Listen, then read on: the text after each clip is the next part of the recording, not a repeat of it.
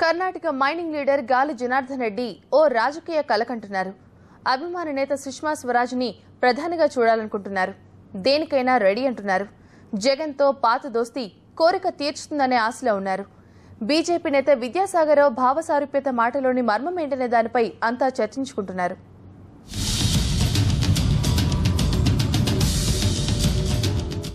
Karnataka mining వ్యాపారంలో గాలి జనార్దన్ రెడ్డి ఎంతో ఎదిగిపోయారు. కర్ణాటకలో బీజేపీ విజయానికి సారథిలా పనిచేశారు. మంత్రివర్గంలో కీ రోల్ పోషిస్తున్నారు. జాతీయ స్థాయిలో బీజేపీ అగ్రనేత సుష్మా స్వరాజ్ను ఆయన బాగా అభిమానిస్తారు. సుష్మను ప్రధాని చేయాలని కలకంటున్నారు.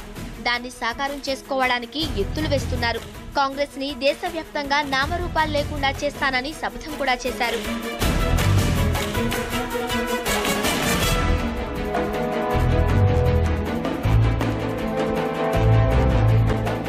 గాలి కల సాకారం కావాలంటే మిత్రుల తోడు కూడా కావాలి.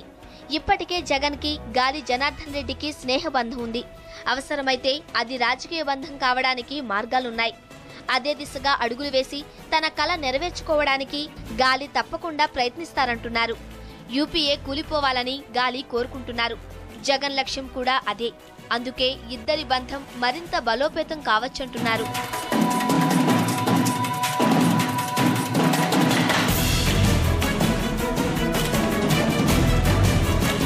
రాజకీయ పరిస్థితులు కూడా అదే రూట్లోకి వచ్చేస్తున్నాయి. కడపలో కాంగ్రెస్ టీడీపీలకు కనీసం డిపాజిట్ కూడా రాకూడదని బీజేపీ నేతలు భావిస్తున్నారు. కేంద్రంలో యూపీఏ సర్కార్ కూలిపోవాలంటున్నారు. జగన్తో తమకు పొత్తు లేదంటూనే ఆయన పార్టీకి తమకు భావ సారూప్యత ఉందంటున్నారు. కానీ ఈనాటి పరిస్థితి చూస్తే భావ సారూప్యత చాలా స్పష్టంగా కనపడుతున్నది.